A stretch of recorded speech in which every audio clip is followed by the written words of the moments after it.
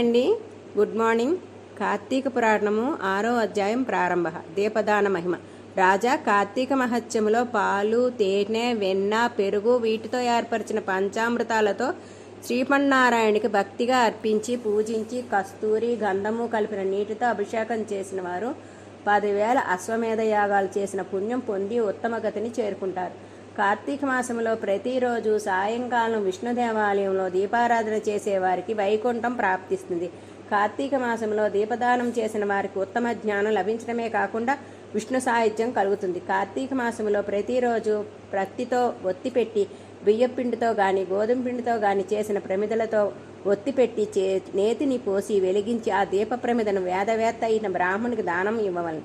ఈ విధంగా నెల అంతా చేసి నెల చివర వెండితోగా ఒక ప్రమిదను చేయించి అందులో బంగారు ఒత్తి వేసి పిండితో కుదురు చేసి దాని మధ్య ప్రమిదను ఒత్తిని ఉంచి దీపంతో యోగ్యుడైన బ్రాహ్మణునికి దానం ఇవ్వాలి. తర్వాత బ్రాహ్మణ సమారాధన యథాశక్తిని అనుసరించి చేయాలి. ఆ విధంగా బ్రాహ్మణులకు దీపదానం చేసినప్పుడు అన్ని విధముల జ్ఞానాన్ని ఇచ్చేది, సకల సంపదలు కలుగజేసేది అయిన దీపదానం చేస్తున్నాను, నాకు క్షేమము కలుగుగాక అని అంటూ దానం ఇవ్వాలి. స్త్రీ గాని పురుషుడు గాని ఈ విధంగా దీపదాన వ్రతము పూర్తి చేసిన వారు ముక్తిని పొందుతారు. తెలిసి చేసినా తెలియక చేసిన పాపాలన్నీ ఈ దార్ఢనం వల్ల తొలగిపోతాయి. ఈ సందర్భంలో బహు పురాతనమైన ఒక కథ చెప్తాను విను అంటూ జనక మహారాజునకు వశిష్ఠుల వారు చెప్పసాగిరి.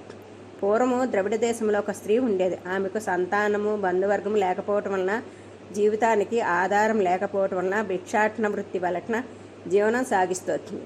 ఆమె ఒకనాడైనా వంట చేసుకుని ఎరగదు. ఇతరుల చద్యాన్నం తింటూ కాలక్షేపం చేస్తుంది. నలుగు పిండ్లు విసిరి పెట్టడము, ఇతరులకు వంట మార్పులు చేసి పెట్టడము, ఆ విధంగా సంపాదించుకున్న ధనాన్ని వడ్డీలకు ఇస్తూ ధనాన్ని వృద్ధి చేసుకుంటుంది. ఆమె ఒకనాడైనా శ్రీమన్నారాయణని పాదార విందాన్ని ధ్యానించలేదు. పుణ్యక్షేత్రాలకు వెళ్ళలేదు. పవిత్రమైన ఏకాదశి నాడైనా ఉపవాసం ఉండి ఎరగదు. దానాన్ని కూడబెట్టుకోవడమే కానీ ఇతరులకు ఉపకారం చేయలేదు. దానగుణం లేదు. పరమ లోభిగా ఉండేది. భోగభాగ్యాలు, శరీరము, సంపద సర్వము అసత్యమనే జ్ఞానం లేకుండా ఆమె జీవిస్తుంది. ఒకరోజు శ్రీరంగం పోతూ ఉన్న ఒక బ్రాహ్మణుడు ఆ ఊరు వచ్చాడు. ఆ బ్రాహ్మణుడు చాలా దయగలవాడు. అతడు ఆ ఊరు రావటం నిజంగా ఆమె అదృష్టం. అతడు ఆమె విషయం విని ఆమెతో, తల్లి నా మాట విను, చర్మము మాంసము ఎముకలతో నిండినవి. ఈ దేహం సుఖదుఖాలతో నిండి ఉంటుంది. ఈ దేహమే అన్ని కష్టాలకు పుట్టినిల్లు.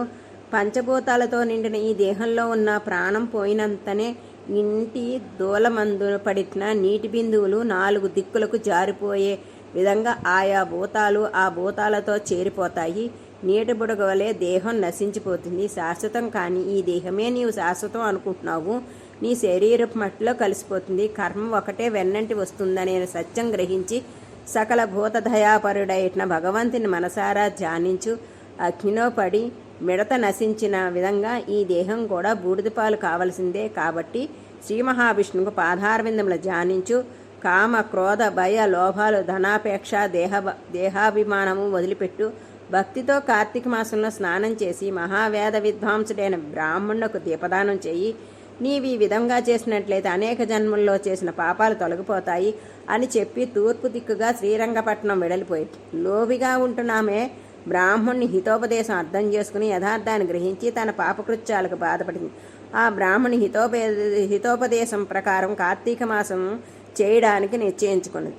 సూర్యోదయం కార్తీక స్నానం చేసి శ్రీ మహావిష్ణువు ధ్యానించి దీపదానం చేసి విప్రుల పురాణం విని మాసాంతములో బ్రాహ్మణ సమారాధన గావించింది. కార్తీక మాసంలో ఆమె చన్నీటి స్నానం చేయటం అనారోగ్యానికి గురై చలి జ్వరంతో బాధపడి ఆయువు తీరటం వల్ల మరణించి స్వర్గం పొందింది. అందుచే కార్తీక మాసంలో దీపదానం చేయటం వల్ల సకల పాపాలు పోతాయి. ఈ విషయాన్ని సదాశివుడు నాకు పూర్వం చెప్పాను. ఈ రహస్యం నేను నీకు చెప్పాను. సంసార బంధాలు ఈ దీపదానం వల్ల తొలగిపోతాయి.